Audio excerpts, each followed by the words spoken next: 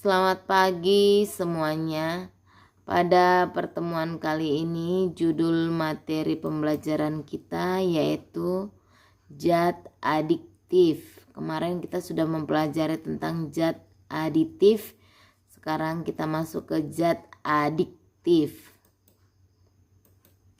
Tujuan pembelajaran. Setelah mengikuti pembelajaran, siswa diharapkan dapat menjelaskan jenis zat adiktif, menjelaskan pengaruh zat adiktif terhadap kesehatan. Zat adiktif adalah zat-zat yang apabila dikonsumsi dapat menyebabkan ketergantungan atau adiksi, atau ingin menggunakannya secara terus-menerus atau ketagihan. Zat adiktif dikelompokkan menjadi 3, yaitu yang pertama narkotika, yang kedua psikotropika, dan yang ketiga adalah zat psikoaktif. Yang pertama narkotika, zat atau obat yang berasal dari tanaman yang dapat menyebabkan penurunan atau perubahan kesadaran, menghilangkan atau mengurangi rasa nyeri, dan menyebabkan ketergantungan bagi penggunanya. Narkotika ini ada 3 jenis atau 3 golongan. Yang pertama yaitu narkotika golongan yang pertama, yaitu heroin atau putau, kokain, dan ganja. Narkotika golongan ini tidak digunakan untuk obat. Kemudian narkotika golongan 2 yaitu morfin, petidin, dan metadon. Golongan 2 ini juga dapat menyebabkan ketergantungan. Jadi dia hanya menjadi pilihan terakhir untuk dijadikan obat. Kemudian yang ketiga yaitu narkotika golongan 3 yaitu kodein. Kalau narkotika golongan 3 ini dapat digunakan untuk obat ya. Kemudian penggunaan narkotika itu sangat berbahaya bagi kesehatan, sehingga penyalahgunaan narkotika dapat merusak masa depan generasi muda. Yang kedua yaitu psikotropika. Zat ini merupakan obat yang berkhasiat psikoaktif yang mempengaruhi mental dan perilaku seseorang.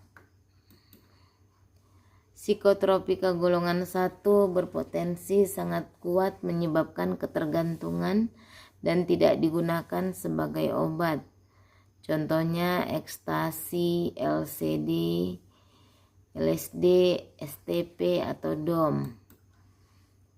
Psikotropika golongan 2 berpotensi kuat menyebabkan ketergantungan dan sangat terbatas digunakan sebagai obat.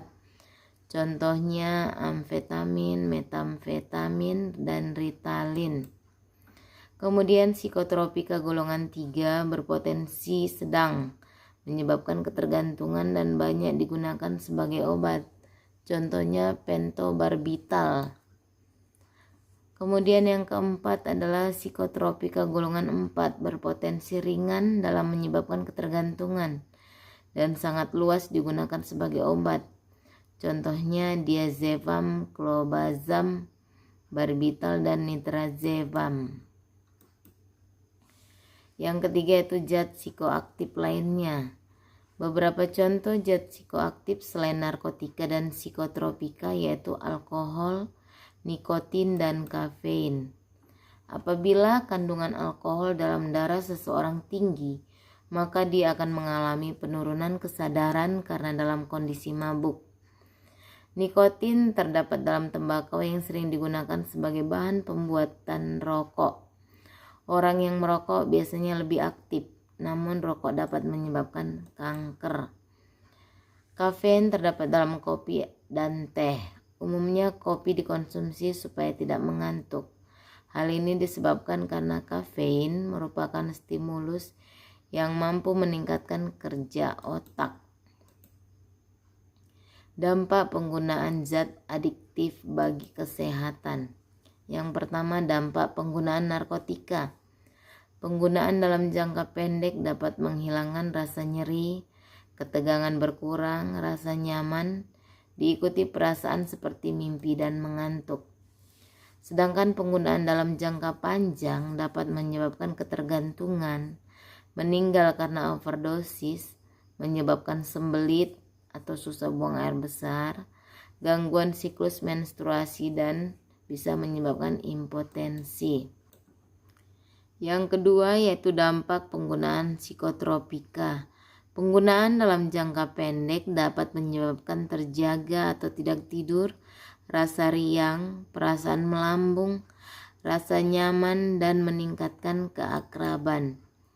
Sedangkan penggunaan dalam jangka panjang dapat menyebabkan kurang gizi, anemia, penyakit jantung, gangguan jiwa atau psikotik, dan pembuluh darah di otak dapat pecah sehingga mengalami stroke atau gagal jantung yang mengakibatkan kematian. Yang ketiga, dampak penggunaan zat psikoaktif lainnya. Penggunaan alkohol dalam jangka pendek dapat menyebabkan mabuk, jalan sempoyongan, menyebabkan keinginan ingin merusak. Sedangkan penggunaan alkohol dalam jangka panjang dapat menyebabkan kerusakan hati, kelenjar getah lambung, sistem saraf, dan gangguan jantung. Salah satu zat psikoaktif adalah nikotin yang terkandung di dalam rokok. Selain nikotin, masih banyak zat-zat lain yang sangat berbahaya yang terkandung di dalam rokok, seperti tar, asam asetat. Asam asetat ini biasa digunakan sebagai pembersih lantai. Kemudian ada naftalin, ada hidrogen cyanida, biasanya digunakan sebagai racun tikus. Ada aseton, ada kadmium, ada metanol, ada urea. Urea biasa digunakan dalam pupuk. Kemudian natrium hidroksida. Kemudian ada formalin, digunakan untuk pengawet.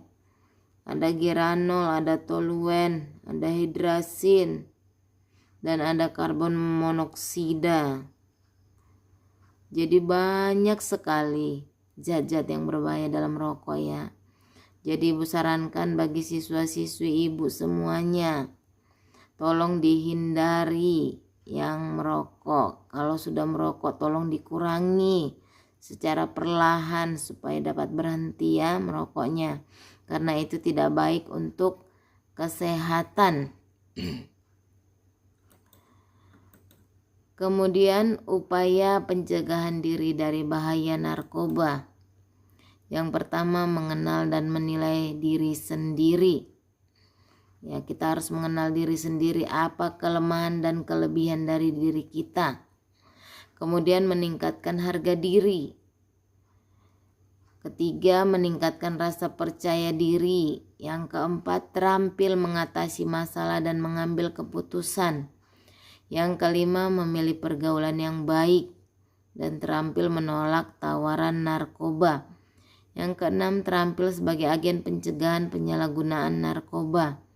Yang ketujuh, menerapkan pola hidup sehat. Yang kedelapan, memperkuat iman dan takwa kepada Tuhan. Yang kesembilan, melakukan kegiatan positif. Dan yang kesepuluh adalah membangun komunikasi dan hubungan yang baik dengan teman dan keluarga.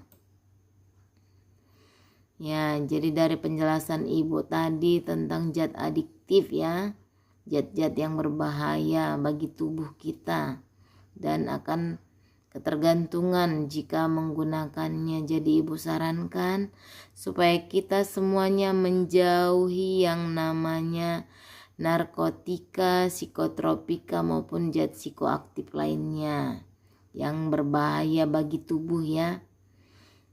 Karena itu akan merusak masa depan generasi muda seperti kalian ini. Baiklah, demikianlah penjelasan ibu tentang zat adiktif. Sekian dan terima kasih.